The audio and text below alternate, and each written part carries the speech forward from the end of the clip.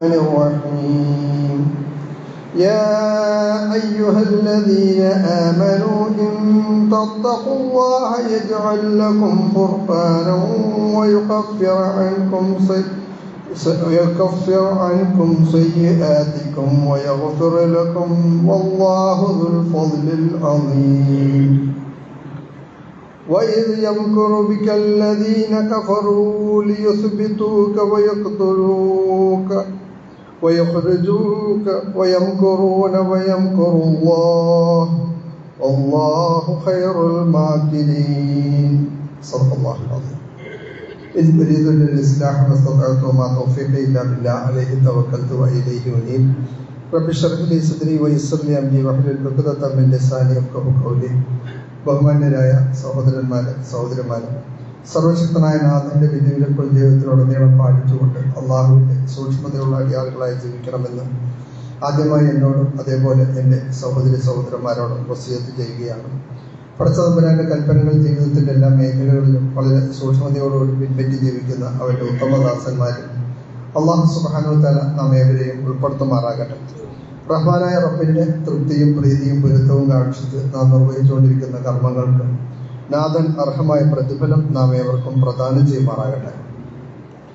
പരിശുദ്ധമായ ഒരു മാസം, അള്ളാഹു എൻ്റെ മാസം എന്ന് പറഞ്ഞ ഷഹറുല്ലാഹിൽ മുഹറം, അള്ളാഹുവിൻ്റെ മാസമായ മുഹറം എന്ന് പറഞ്ഞ മാസത്തിൽ അനിവാര്യമായും നമ്മുടെ ശ്രദ്ധയിലേക്ക് വരേണ്ട കാര്യങ്ങളാണ് നാം പറഞ്ഞുകൊണ്ടിരിക്കുന്നത്. അതിലേറ്റവും ഒടുവിൽ നമ്മൾ പറഞ്ഞു നിർത്തിയത് മൂസാ അലൈഹിസ്സലാം, അതേപോലെ തന്നെ ഫിർഔനും ബനൂ ഇസ്രായേലും ആയി ഒക്കെ ബന്ധപ്പെട്ട ചരിത്രവും അതിലെ ഇന്ത്യൻ രാഷ്ട്രീയ പശ്ചാത്തലം, ഇന്ത്യൻ ഭാരതത്തിലെ ഒരു ആസുരമായ കാലഘട്ടത്തിൻ്റെ നിലവിലുള്ള പശ്ചാത്തലവുമായിട്ട് ഒരു താരതമ്യം പഠനം നടത്തിക്കൊണ്ട് ഒരു ഇസ്ലാമിക സമൂഹം എന്നുള്ള നിലക്ക് ബനൂ ഇസ്രായേൽ സമൂഹത്തെ പോലെ നമ്മൾ ആവരുത്. നമ്മൾ അതിൽ നിന്ന് പാഠം ഉൾക്കൊണ്ടുകൊണ്ട് ഈ കാലഘട്ടത്തിൽ ആ ദൗത്യം ഏറ്റെടുത്തുകൊണ്ട് നിർവഹിക്കുന്ന ആളുകളായി മാറണം എന്ന ഒരു വർത്തമാനമാണ് കഴിഞ്ഞ ഖുതുബയിൽ നമ്മൾ സൂചിപ്പിച്ചത്. ഇവിടെ തന്നെ വരുന്ന രണ്ട് ചർച്ചകളിൽ ഇനി ഒന്ന്, ഈ മുഹറം എന്ന് പറയുന്നത് ഒരു വർഷത്തിന്റെ ആരംഭമാണ്. ആയതുകൊണ്ട് തന്നെ ആ വർഷത്തിന്റെ പേര് ഹിജറ വർഷം എന്നാണ്. ഹിജറയുമായി ബന്ധപ്പെട്ടത് ഹിജറ നടന്നത് ഈ മാസത്തിലല്ലെങ്കിൽ പോലും ഹിജറയെക്കുറിച്ചും ഹിജറ ഉദ്ഘോഷിക്കുന്ന ഒരു മെസ്സേജിനെ കുറിച്ചും അതിൻ്റെ ഒരു സന്ദേശത്തെക്കുറിച്ചുമൊക്കെ നമ്മൾ ചർച്ച ചെയ്യുന്നത്, അല്ലെങ്കിൽ നമ്മുടെ ഇടയിൽ അത് അറിയപ്പെടുന്നത്, ഓർക്കപ്പെടുന്നത് ഈ മാസത്തിൽ തന്നെയാണ്. മൂന്നാമതൊന്ന് കർബലയാണ്. അത് പുണ്യപ്രവാചകൻ മുഹമ്മദ് മുസ്തഫ സല്ലല്ലാഹു അലൈഹി വസല്ലമയുടെ പേരക്കിടാവ്, അള്ളാഹുവിൻ്റെ ദീനിൻ്റെ അടിസ്ഥാനത്തിൽ നിന്നൊരു സമൂഹം നീങ്ങിപ്പോയപ്പോൾ അവരെ യഥാർത്ഥ ഇസ്ലാമിലേക്ക് അവരെ തിരിച്ചു കൊണ്ടുവരുവാൻ വേണ്ടി പ്രവാചകന്റെ പേരക്കിടാവ് നടത്തിയ ഒരു പോരാട്ടം, ഒരു വിപ്ലവം, അതിൻ്റെ ഓർമ്മയും ഇവിടെയാണ്, ഈ മാസത്തിൽ തന്നെയാണ് ഓർക്കപ്പെടുന്നത്. ഏതോ അർത്ഥത്തിൽ ഈ മൂന്ന് വിഷയവും ശരിക്കും പക്ക രാഷ്ട്രീയമാണെന്ന് നമുക്ക് പറയാം. ശരിക്കും നമ്മുടെ ഭാഷയിൽ നമ്മൾ രാഷ്ട്രീയം എന്ന് പറയുന്ന തലക്കെട്ടിൽ വരുന്ന വിഷയമാണ്. മൂസ അലൈഹി സ്വലാമിനെ ആ സമൂഹത്തെ വിമോചിപ്പിച്ചെടുത്ത ചരിത്രം എടുത്തു നോക്കിയാലും ഖിലാഫത്തിൽ നിന്നും മുലൂക്കിയത്തിലേക്ക് പോയപ്പോൾ, അതായത് ജനാധിപത്യത്തിൽ നിന്ന് രാജാധിപത്യത്തിലേക്ക് നീങ്ങിയപ്പോൾ അതിനെ വീണ്ടും ജനാധിപത്യത്തിലേക്ക് അല്ലെങ്കിൽ ഖിലാഫത്തിലേക്ക് തിരിച്ചു കൊണ്ടുവരുവാനുള്ള ഒരു ശ്രമമായിരുന്നു യഥാർത്ഥത്തിൽ കർബല. ഇത് രാഷ്ട്രീയം തന്നെയാണ്, ഇത് പോരാട്ടമാണ്, പരിശ്രമമാണ്, ജിഹാദാണ്, ഇത് രാഷ്ട്രീയവുമാണ്. ഒരു രാഷ്ട്രത്തിൻ്റെ യഥാർത്ഥത്തിൽ ഇസ്ലാം നിർവചിച്ച ഒരു അവസ്ഥയിലേക്ക് കൊണ്ടുവരുന്നതാണ്. ഹിജറ എടുത്തു നോക്കിക്കഴിഞ്ഞാൽ ഹിജറയും യഥാർത്ഥത്തിൽ ഒരു സമ്പൂർണമായ ഒരു ഇസ്ലാമിക രാഷ്ട്രത്തിനുള്ള, ഇസ്ലാമികമായ ഒരു സംവിധാനത്തിനുള്ള തട്ടകവും ഭൂമികയും തേടിയുള്ള പ്രവാചകന്റെ യാത്രയായിരുന്നു യഥാർത്ഥത്തിൽ ഹിജറ. ഹിജറ എന്ന് പറയുന്നത് ഒരു രാജ്യം വിട്ടൊരു മറുരാജ്യത്തേക്ക് ഉള്ള ഓടൽ മാത്രമല്ല. അങ്ങനെ പേടിച്ചോടിയ ഒരു ചരിത്രമാണ് ഹിജറ എന്ന് നമ്മുടെ സാമൂഹിക പാഠങ്ങളിൽ ഞാനും നിങ്ങളുമൊക്കെ ചെറിയ ക്ലാസ്സുകളിൽ നമ്മെ പഠിപ്പിച്ചതാണ്. മുഹമ്മദും അനുയായികളും ശത്രുക്കളെ ഭയന്ന് രാത്രിക്ക് രാത്രി ശത്രുക്കളിൽ നിന്ന് കണ്ണു വെട്ടിച്ചുകൊണ്ട് ഓടി രക്ഷപ്പെട്ടതാണ് ഹിജ്റ എന്നാണ് പറഞ്ഞു കേട്ടിട്ടുള്ളത്, പഠിപ്പിക്കപ്പെട്ടിട്ടുള്ളത്. അതൊരു ഭാഗമാണ്. പക്ഷെ യഥാർത്ഥത്തിൽ ഹിജ്റ അങ്ങനെയാണോ എന്ന് ചോദിച്ചു കഴിഞ്ഞാൽ അതല്ല. ഹിജ്റ എന്ന് പറയുന്നത് ഒരു വിശ്വാസിയിൽ അനിവാര്യമായും ഉണ്ടായിരിക്കേണ്ട ഒരു വികാരത്തിന്റെ പേരാണ് ഹിജ്റ.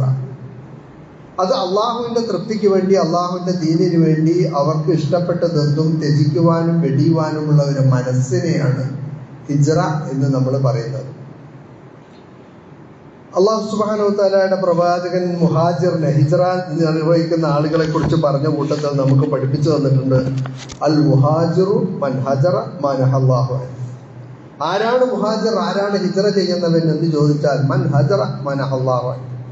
അള്ളാഹു വിലക്കിയതിൽ നിന്നെല്ലാം വിട്ടൊഴിഞ്ഞ് മുന്നോട്ട് പോകുന്ന ആൾ, അതിനെയൊക്കെ ഉദറിത്തള്ളി അതിനെയൊക്കെ മാറ്റി നിർത്തിക്കൊണ്ട് പോകുന്ന ഒരുത്തൻ, അതിനോടൊരു അകലം പാലിക്കുന്ന ഒരുത്തൻ, അവനാണ് മുഹാജിർ എന്ന് പറയും. ഈ പറഞ്ഞതിന്റെ അർത്ഥം അത് രാഷ്ട്രീയം മാത്രമല്ല, അതൊരു ആത്മീയം കൂടിയാണ്. ഇവിടെ നമ്മൾ എടുത്തു നോക്കിക്കഴിഞ്ഞാൽ പ്രവാചകൻ സല്ലല്ലാഹു അലൈഹി വസല്ലമ ഹിജ്റയിലേക്ക്, ഹിജ്റ എന്ന് പറയുന്ന ഒരു യാത്ര നടത്തുവാനുള്ള അനിവാര്യമായ താല്പര്യം എന്തായിരുന്നു, അതിനുള്ള പ്രേരകം എന്തായിരുന്നു എന്ന് ചോദിച്ചാൽ അതാണ് ഞാൻ ഓതി വെച്ച സൂറത്തുൽ അൻഫാലിന്റെ 74-ാമത്തെ ആയത്ത്. വല്ലദീന 30-ാമത്തെ ആയത്ത്. ഇത് യംകറു ബിക്കല്ലദീന കഫറു ലിയുസ്ബിതൂക വയഖ്തുലൂക വയഖ്രിജൂക. അല്ലാഹു സുബ്ഹാനഹു വ തആലയുടെ പ്രവാചകൻ സല്ലല്ലാഹു അലൈഹി വസല്ലമയെയും അവിടുത്തെ അനുയായികളെയും, പ്രവാചകനെ പ്രത്യേകിച്ച് അവർ കൊല്ലുവാൻ അല്ലെങ്കിൽ നാടുകടത്തുവാനോ അല്ലെങ്കിൽ അതേ അർത്ഥത്തിൽ ഏതെങ്കിലും അർത്ഥത്തിൽ അപായപ്പെടുത്തുവാനോ ഒക്കെ ഉള്ള ശ്രമം, തടവിലാക്കുക അല്ലെങ്കിൽ കൊന്നുകളയുക അല്ലെങ്കിൽ നാടുകടത്തുക, ഇങ്ങനെ ഏതെങ്കിലുമൊക്കെ ചെയ്യണമെന്ന് പറഞ്ഞുകൊണ്ട് അവർ ചില തന്ത്രങ്ങൾ ആവിഷ്കരിച്ചപ്പോൾ ഖൈറുൽ മാകിരീനായ, എല്ലാ തന്ത്രങ്ങളുടെയും അപ്പുറത്തെ തന്ത്രം അറിയുന്ന റഹ്മാനായ റബ്ബ് അവൻ ചില തന്ത്രങ്ങൾ ആവിഷ്കരിച്ചു. അവരുടെ തന്ത്രങ്ങളെ എല്ലാം പൊളിച്ചു കളഞ്ഞുകൊണ്ട് അവരുടെ കൺമുന്നിലൂടെ പ്രവാചകനും സ്വഹാബത്തും അവിടെ കടന്നു പോയിക്കൊണ്ട് മദീന എന്ന് പറയുന്ന, യത്രിബ് എന്ന് പറയുന്ന, മദീനത്തുൻ നബി എന്ന് പറയുന്ന ഒരു പട്ടണത്തിൽ ചെന്ന് പ്രവാചകൻ സല്ലല്ലാഹു അലൈഹി വസല്ലമ ഇസ്ലാമിന് അനുകൂലമായിട്ടുള്ള ഒരു സംവിധാനം ഉണ്ടാക്കുന്ന ചരിത്രമാണ് യഥാർത്ഥത്തിൽ ഹിജ്റ. ഇവിടെ നമ്മൾ ഒരു ഹിജ്റയുമായി ബന്ധപ്പെട്ട ഒരു വർത്തമാനം കൂടെ പറഞ്ഞു പോകേണ്ടതുണ്ട്. അത് എന്ത് എന്ന് ചോദിച്ചാൽ, ഹിജ്റ എന്ന് പറയുന്നത് ഒരു തോറ്റുഓട്ടത്തിന്റെ, ഒരു ഭീരുത്വത്തിന്റെ, അല്ലെങ്കിൽ ഒരു അവരോട് സമ്പൂർണമായിട്ട് എല്ലാം സമ്മതിച്ചു കൊടുക്കുന്നതിൻ്റെ, ഒരു കുറ്റസമ്മതത്തിൻ്റെ, ഒരു ഏറ്റുപറച്ചിലിൻ്റെ ഒന്നും ചരിത്രമല്ല. അങ്ങനെ ഒരു തോറ്റോടലിൻ്റെ അല്ലെങ്കിൽ അങ്ങനെ ഒരു അപമാനകരമായ ഒരു പിന്മാറ്റത്തിൻ്റെ ചരിത്രമായിരുന്നു അതെങ്കിൽ ഇസ്ലാമിക സമൂഹം അതിൻ്റെ ഒരു വർഷത്തിൻ്റെ പേര് തന്നെ ഹിജ്റ വർഷം എന്ന് ഇടുമായിരുന്നില്ല. ഇപ്പം എൻ്റെ നിങ്ങളുടെയൊക്കെ ജീവിതത്തിൽ പുറത്തു പറയാൻ പറ്റാത്ത എന്തോ ഒരു നാണക്കേടുണ്ടെന്ന് വിചാരിക്കാം. ആ നാണക്കേടിന്റെ പേരിൽ ആ തറവാട് അറിയപ്പെടുക എന്ന് പറയുന്നത് ഒരിക്കലും ഉണ്ടാവില്ലല്ലോ. അതൊരിക്കലും ആളുകളോട് പറയാൻ ഇഷ്ടപ്പെടാത്തൊരു കാര്യമാണ്. അങ്ങനെ ഈ ജനങ്ങളെയൊക്കെ ഭയപ്പെട്ടുകൊണ്ട് പ്രവാചകൻ ഓടി എന്നുള്ളതാണെങ്കിൽ, അങ്ങനെ ഒരു ഭീരുത്വത്തോടെ ഒളിച്ചോടി എന്നുള്ളത്, പേടിച്ചോടി എന്നുള്ളതായിരുന്നുവെങ്കിൽ ഒരിക്കലും അവരുടെ വർഷത്തിന്റെ പേര് ഹിജ്റ വർഷം എന്നാക്കുമായിരുന്നില്ല. മറിച്ച് ആ മാലോകരറിയട്ടെ ഒരു ഹിജ്റ എന്താണ്. അതൊരു സ്ട്രാറ്റജി ആയിരുന്നു. അതിനെന്താ പറയുക, ഒരു സമീപന രീതി. ഒരു കാലഘട്ടത്തിൽ എങ്ങനെയാണ് ഇസ്ലാമിക പ്രവർത്തനവുമായിട്ട് മുന്നോട്ട് പോകുവാനുള്ള സാഹചര്യത്തെ തേടി ഉള്ള ഒരു യാത്രയായിരുന്നു. പ്രവാചകൻ സല്ലല്ലാഹു അലൈഹി വസല്ലമ ആ ദീന് റസൂലിന്റെ കയ്യിൽ കിട്ടിയപ്പോൾ തന്നെ പ്രവാചകൻ അറിയാമായിരുന്നു, ഇവരെ കുറെ നിസ്കാരവും നോമ്പും അമലും ഇബാദത്തും ദിക്റും ദുആയും പഠിപ്പിക്കലല്ല എൻ്റെ പണി. അതൊക്കെ പണിയാകുന്നതോടൊപ്പം തന്നെ അതിനേക്കാൾ വലിയ പണി എന്ന് പറഞ്ഞു കഴിഞ്ഞാൽ മുഴുവൻ മനുഷ്യരുടെയും സമാധാനവും സന്തോഷവും അതേപോലെ തന്നെ സ്വസ്ഥതയും നിർഭയത്വവും എല്ലാം ഉള്ള ഒരു മനോഹരമായ രാഷ്ട്രസങ്കല്പം റസൂലിനുണ്ടായിരുന്നു. അങ്ങനെ ഒരു രാജ്യത്തെക്കുറിച്ച്, അങ്ങനെ ഒരു രാഷ്ട്രത്തെക്കുറിച്ചുള്ള സങ്കല്പം റസൂലിനുണ്ടായിരുന്നു. അത് ഉണ്ടാക്കിയെടുക്കണം. അത് റസൂലിന്റെ മാത്രമല്ല, എല്ലാ നബിമാരെയും പ്രവാചകന്മാരയച്ചത് ആ അർത്ഥത്തിൽ ഒരു സംവിധാനം ഉണ്ടാക്കാൻ വേണ്ടിയാണ്. അപ്പൊ അങ്ങനെയുള്ള ഒരു സംവിധാനം മക്കയിൽ ഉണ്ടാക്കാൻ കഴിയില്ല എന്ന് പ്രവാചകന് കൃത്യമായിട്ട് അറിയാം. മണ്ണെറിഞ്ഞ് വിത്തെറിയുന്നവനാ നല്ല കർഷകൻ എന്ന് പറയും, അല്ലേ? ഇവിടെ പരുത്തി കൊണ്ടുവന്ന് വെച്ചാൽ ഉണ്ടാവില്ല, ഈത്തപ്പഴം കൊണ്ടുവച്ചാലും ഉണ്ടാവില്ല. തമിഴ്നാട്ടിൽ കൊണ്ടുപോയിട്ട് റബ്ബർ വെച്ചാലും ഉണ്ടാവില്ല, അവിടെ കുരുമുളകും ഏലവും ഒഴിച്ചു ചെയ്താൽ ഉണ്ടാവില്ല. അവിടുത്തെ മണ്ണിന് പറ്റിയതാണ് അവിടെ കൃഷി ചെയ്യൽ, ഇവിടുത്തെ മണ്ണിന് പറ്റിയതാണ് ഇവിടെ കൃഷി ചെയ്യൽ. മക്ക എന്ന് പറയുന്ന ഒരു മനുഷ്യരുടെ മനസ്സുകളിലേക്ക് എല്ലാ മനുഷ്യരെയും ഏറ്റെടുത്തുകൊണ്ട് അക്കമഡേറ്റ് ചെയ്തുകൊണ്ട് അവരുടെ പ്രശ്നങ്ങളെ മുഴുവൻ ഏറ്റെടുത്ത് പരിഹരിക്കാൻ പറ്റിയ രൂപത്തിലുള്ള ഒരു വ്യവസ്ഥയെക്കുറിച്ചിട്ടുള്ള ഒരു വിഭാവനം ആ ജനങ്ങൾക്ക് ഉൾക്കൊള്ളാൻ കഴിയുന്നതായിരുന്നില്ല. അപ്പൊ അവിടെ നിന്നുകൊണ്ട് നേരം കളയേണ്ടതില്ല. തന്റെ ചിത്രം വരയ്ക്കുവാൻ പറ്റിയ ഒരു ക്യാൻവാസ് അന്വേഷിച്ചു പോകുന്ന ഒരു കലാകാരനെ പോലെ, പ്രവാചകൻ ഒരു നല്ല കർഷകനെ പോലെ, തന്റെ വിത്തിന് പറ്റിയ മണ്ണന്വേഷിച്ചു പോകുന്ന ഒരു കർഷകനെ പോലെ പ്രവാചകൻ സല്ലല്ലാഹു അലൈഹി വസല്ലമ മദീനയിലേക്ക് ചെല്ലുകയായിരുന്നു. അതാണത്. അത് നമ്മൾ ഒരു യാത്ര പോകുമ്പോൾ യാത്രയുടെ ലക്ഷ്യത്തിലെത്തിപ്പെടുന്നതിനിടയിൽ ചിലപ്പോഴൊക്കെ വാഹനം മാറ്റേണ്ടി വരും. ആദ്യമൊക്കെ വാഹനത്തിന്റെ ഗീര് മാത്രം മാറ്റിയാൽ മതി. പിന്നെ കുറച്ചൊക്കെ പോകുന്ന സമയത്ത് വാഹനം തന്നെ മാറ്റേണ്ടി വരും. റോഡിൽ കൂടെ പോയിട്ട് പിന്നെ ഒരു പുഴ വരികയാണെങ്കിൽ അവിടെ ഒരു ബോട്ട് എടുക്കേണ്ടി വരും. പിന്നെ അപ്പുറത്തൊരു കടലാണെങ്കിൽ അവിടെ ഫ്ലൈറ്റിന് പോകേണ്ടി വരും. ഈ അർത്ഥത്തിൽ ലക്ഷ്യം മാറുന്നില്ല, പക്ഷേ അതിലേക്ക് എത്തിപ്പെടാനുള്ള മാർഗത്തിൽ ചില മാറ്റങ്ങൾ വരുത്തേണ്ടതുണ്ട്. അങ്ങനെയാണ് വിശുദ്ധ ഖുർആൻ പ്രവാചകൻ സല്ലല്ലാഹു അലൈഹി വസല്ലമയോട് പഠിപ്പിച്ചിട്ടുള്ളത്.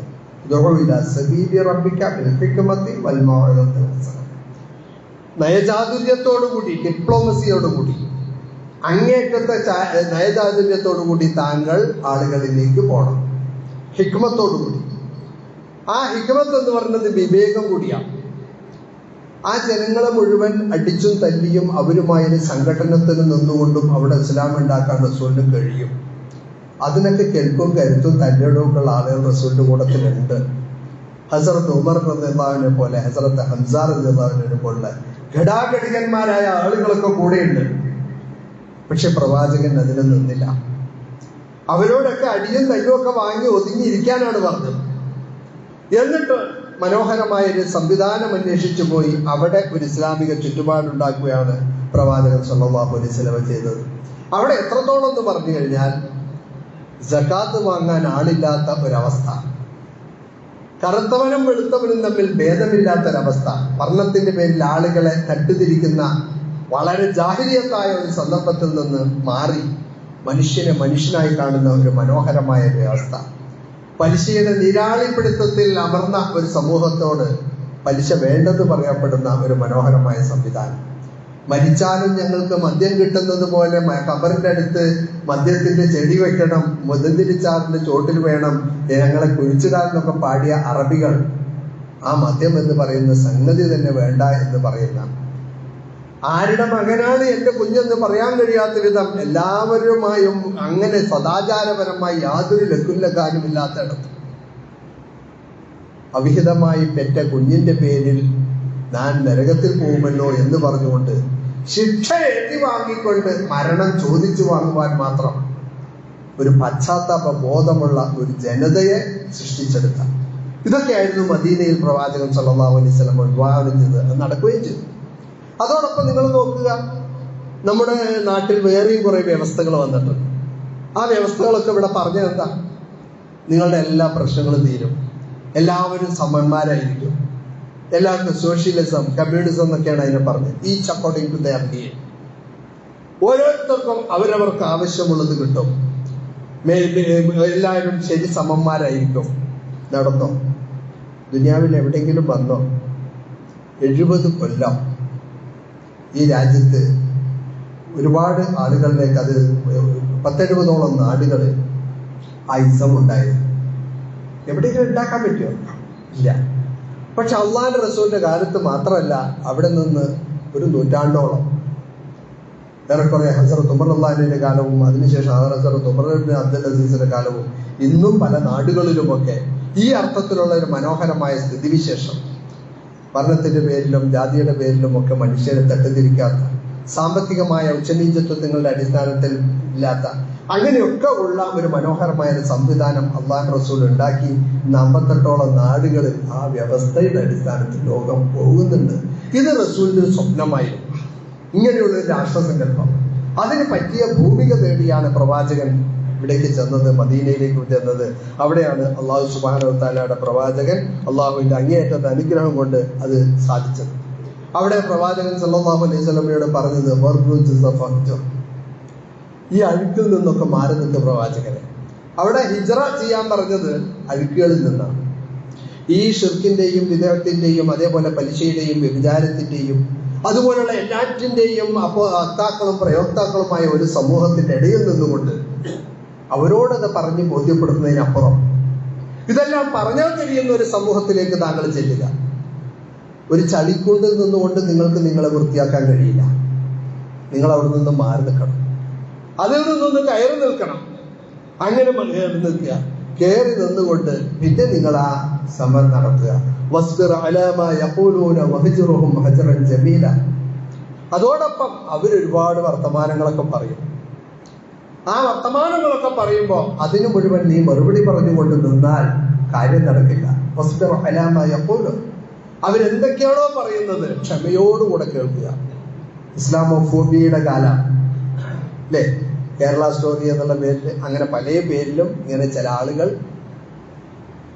വായിൽ നിന്ന് വരുന്നതൊക്കെ ഇസ്ലാമിന് മോശമായിട്ടുള്ള രൂപത്തിൽ, ഇസ്ലാമിനെ വിമർശിക്കുന്ന രൂപത്തിൽ സിനിമകളായിട്ടും പടങ്ങളായിട്ടും നോവലുകളായിട്ടും വർത്തമാനങ്ങളായിട്ടും പ്രസ്താവനകളായിട്ടും ഒക്കെ വരുമ്പോൾ അതിനൊക്കെ നിങ്ങൾ മറുപടി പറഞ്ഞുകൊണ്ട് നിന്നാൽ നിങ്ങളുടെ ആത്യന്തികമായ ലക്ഷ്യം നടക്കൂല. അതിനെയൊക്കെ ചില ജാഹിലിങ്ങളെ ചിലപ്പോൾ അവഗണിക്കേണ്ടി വരും, ചിലപ്പോൾ അതിന് മറുപടി പറയേണ്ടതുണ്ട്. പക്ഷെ മറുപടി പറഞ്ഞുകൊണ്ട് നിന്നുകൊണ്ട് നിങ്ങളുടെ അടിസ്ഥാനപരമായ ലക്ഷ്യം നിങ്ങൾ മറക്കുന്ന ആളുകളായി നിങ്ങൾ മാറാൻ പാടില്ല. അതാണ് പ്രവാചകൻ സല്ലല്ലാഹു അലൈഹി വസല്ലമയോട് പറഞ്ഞത്. പ്രവാചകൻ അപ്പോൾ അവരുമായി തല്ലിത്തടുത്തുകൊണ്ട് നിൽക്കാതെ പ്രവാചകൻ ചെന്നത് ഏറ്റവും വൃത്തിയുള്ള ഒരു ഭാഗത്തേക്ക് മാറി നിൽക്കലായിരുന്നു. മാത്രമല്ല അങ്ങേറ്റത്തെ ക്ഷമയോടുകൂടെ ആ വിഷയത്തെ കൈകാര്യം ചെയ്യലായിരുന്നു. ഇത് മാത്രമാണോ ഹിജ്റ എന്ന് പറഞ്ഞാൽ ഇത് മാത്രമല്ല. ഹിജ്റ എന്ന് പറയുന്നതിൽ നിന്ന് നമുക്ക് കിട്ടുന്ന ഒരു മെസ്സേജ്, ഇസ്ലാം എന്ന് പറയുന്ന ഒരു സംവിധാനത്തിന് വേണ്ടി അത് അവരുടെ ഒരു സ്വപ്നമായി മാറിയപ്പോൾ അതിനുവേണ്ടി എന്തും ത്യജിക്കാൻ തയ്യാറായ ആളുകൾ അവരിലുണ്ടായിരുന്നു.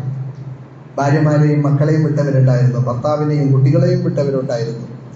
അവരിൽ ആ കാലഘട്ടം മുഴുവൻ സമ്പാദിച്ചുണ്ടാക്കിയ പൈസയും പണവും അവരുടെ സമ്പാദ്യവും അവരുടെ തോട്ടവും തൊഴിയും എല്ലാം ഉപേക്ഷിച്ച് പോകുന്നുണ്ടായിരുന്നു. അതെ, മക്ക ഒരു പീഡന പർവ്വത്തിന്റെ കാലമാണെങ്കിൽ മദീന ഒരു മനോഹരമായ സ്വപ്നത്തിന്റെ കാലമാണ്.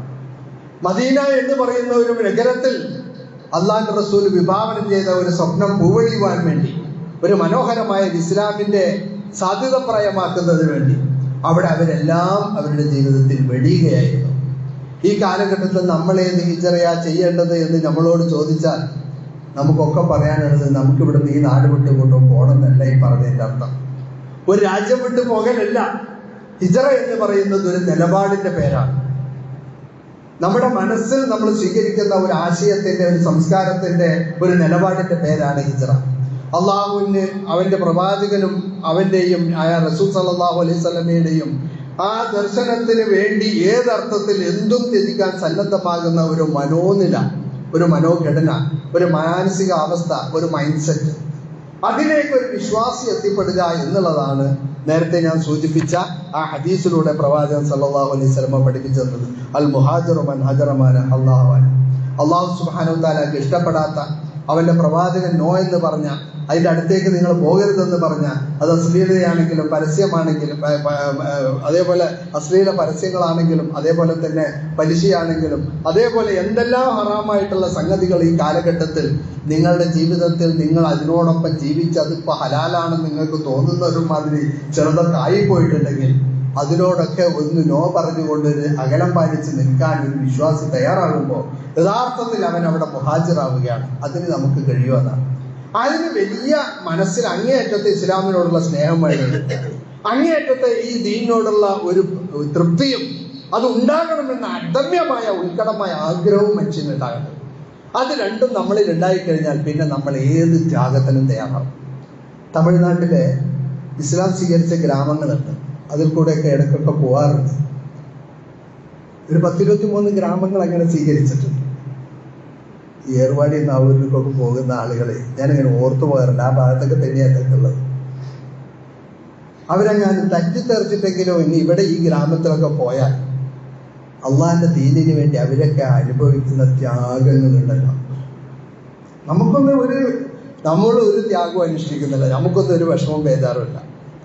ആ കൂടെ ചെയ്യേണ്ട ത്യാഗം പറഞ്ഞാൽ വെള്ളിയാഴ്ച 12:45 എത്തുക എന്നുള്ളത്, അതിനും കൂടെ നമ്മൾ റെഡിയല്ല. വന്നു കഴിഞ്ഞാൽ സഫായിട്ട് ഇരിക്കുക എന്നുള്ളത് അതിനും നമ്മൾ തയ്യാറില്ല. എവിടെയാ ചാരി ഇരിക്കാൻ പറ്റുക എന്നാ നമ്മൾ നോക്കുക, അല്ലേ?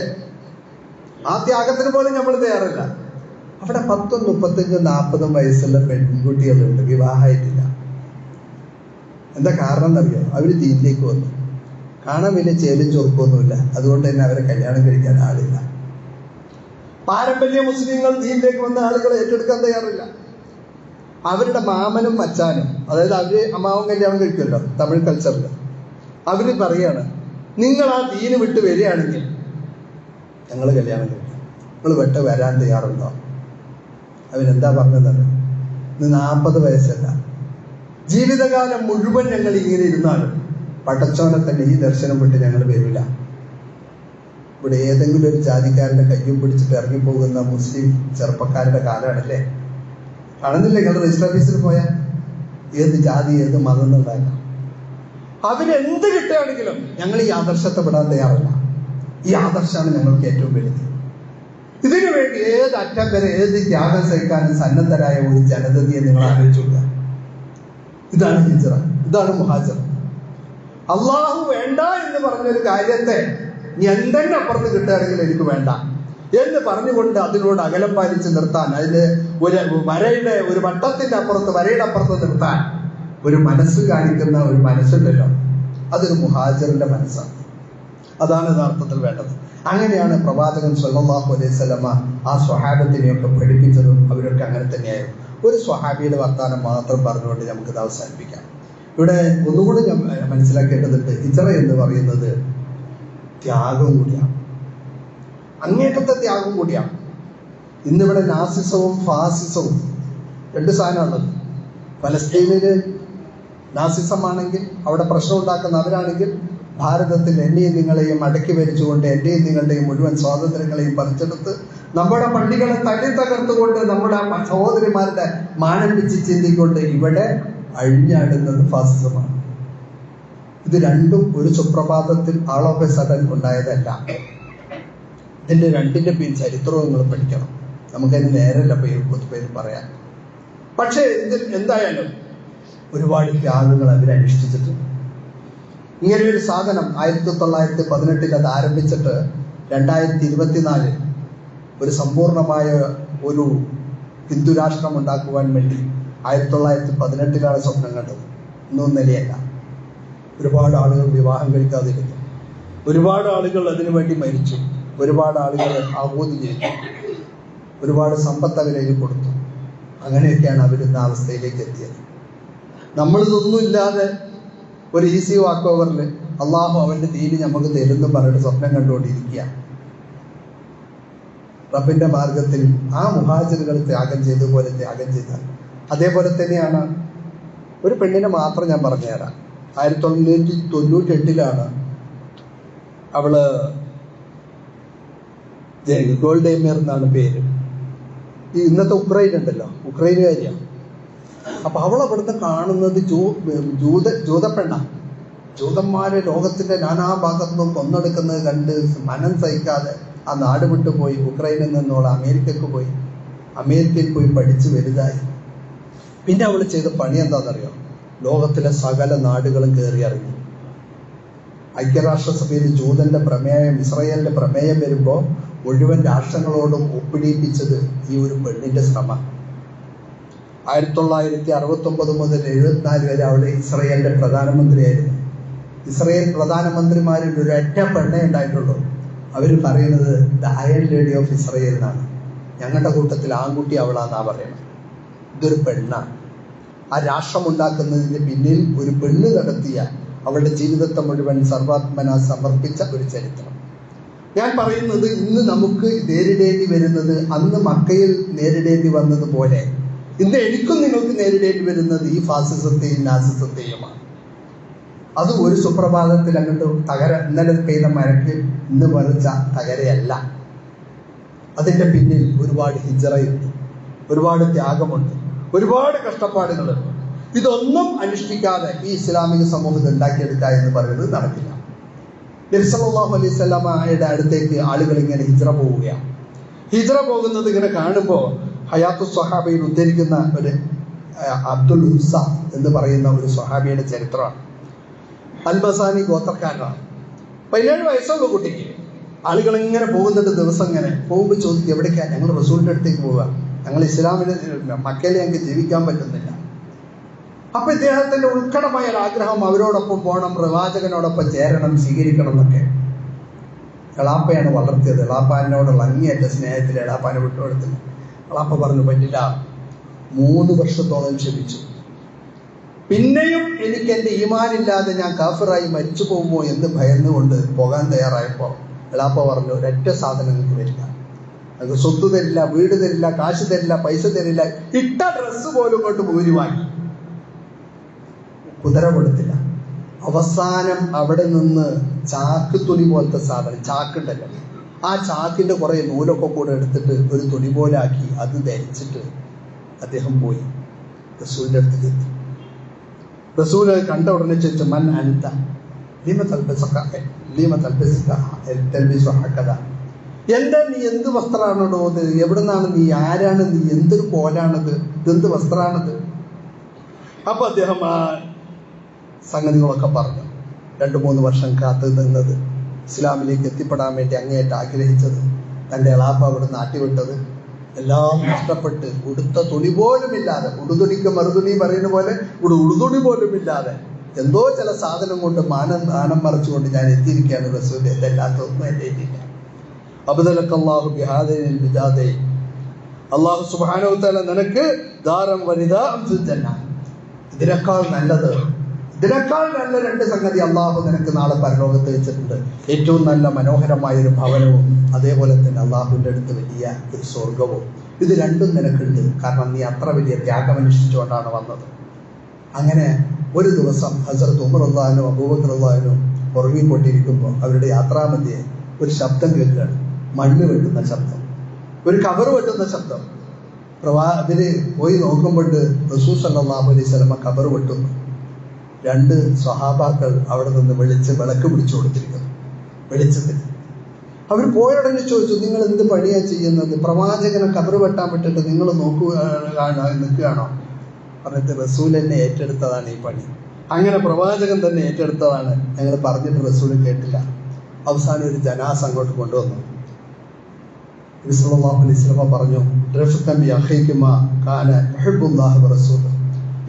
മെല്ലെ കൊണ്ടുവാ, അള്ളാഹുവും അവന്റെ റസൂലും അങ്ങേയറ്റം ഇഷ്ടപ്പെട്ട ഒരു മയ്യത്താണത്, ഒരു ജനാസയാണത്, ഒരാത്മാവാണത് എന്ന് പറഞ്ഞുകൊണ്ട് ആ ജനാസയെ പ്രവാചകന്റെ സ്വന്തം കൈകൊണ്ട് പ്രവാചകൻ കുഴിച്ച ഖബറിലേക്ക് പ്രവാചകൻ എടുത്ത് അതിനകത്തേക്ക് വെച്ച്, എന്നിട്ട് പ്രവാചകൻ പറഞ്ഞു,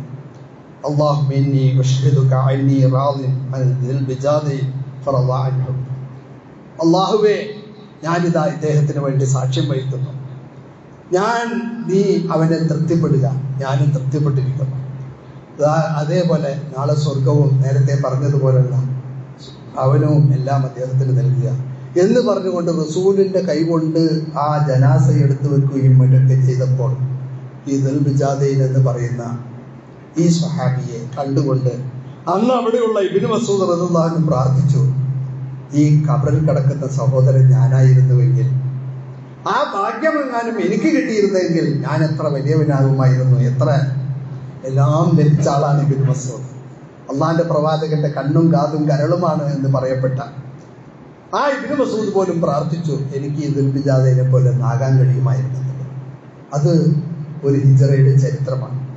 ഞാൻ ഈ പറഞ്ഞത് പ്രവാചകൻ സല്ലല്ലാഹു അലൈഹി വസല്ലം മദീനയിൽ പോയിട്ട് എന്തോ ഒരു മാജിക് നടത്തിയിട്ട് അവിടെ ഒരു രാഷ്ട്രമുണ്ടായതല്ല. അവിടെ അത് ഉണ്ടാകുന്നതിന് പിന്നിൽ ഇതുപോലുള്ള ഒരു പേറ്റുനോവ്, ഇതുപോലുള്ള ശക്തമായിട്ടുള്ള കഷ്ടപ്പാടുകളുടെ, സമർപ്പണത്തിന്റെ, വേദനകളുടെ, വേപതുവിന്റെ ഒരുപാട് ചരിത്രം നമുക്ക് അവിടെ ഉടനീളം കാണാൻ കഴിയും. അതിന്റെ ബാക്കിപത്രമാണ് അവിടെ ഉണ്ടായത്. അങ്ങനെ ഒരു സ്വപ്നം എനിക്കും നിങ്ങൾക്കും ഉണ്ടെങ്കിൽ നമ്മുടെ മനസ്സിൽ ഒരു മദീന ഉണ്ടാകണം. പ്രവാചകൻ മക്കയിലിരിക്കുമ്പോഴും ഒരു മദീനയെ സ്വപ്നം കണ്ടു. നമുക്കൊരു മദീന ഉണ്ടാകണം. ഈ രാജ്യം, ഈ നാട് ഒരു ഇസ്ലാമിന്റെ സംവിധാനത്തിലുള്ള നമ്മുടെ പ്രദേശം, നമ്മുടെ വീട് അവിടെയൊക്കെ ഇസ്ലാമിൻ്റെ മാഹൗൽ, അവിടെയൊക്കെ ഒരു ഇസ്ലാമിൻ്റെ ഒരു സംവിധാനങ്ങൾ എല്ലാം ഉണ്ടാക്കിയെടുക്കാനുള്ള ഒരു മദീന സ്വപ്നം കണ്ടുകൊണ്ട് ആ മദീനയിലേക്ക് ഹിജ്റ പോകാനുള്ള ഒരു മനസ്സുമായിട്ട് നമുക്ക് ജീവിക്കാൻ കഴിഞ്ഞെങ്കിലേ നമുക്ക് ഈ രംഗത്ത് എന്തെങ്കിലും മാറ്റം കൊണ്ടുവരാൻ കഴിയൂ. അങ്ങനെ മാറ്റം കൊണ്ടുവരാൻ വേണ്ടി കാത്തിരിക്കുന്ന മുഹാജിറുകളായി മാറുവാൻ പടച്ചതമ്പുരാൻ നമുക്ക് തൗഫീഖ് പ്രദാനം ചെയ്യുമാറാകട്ടെ.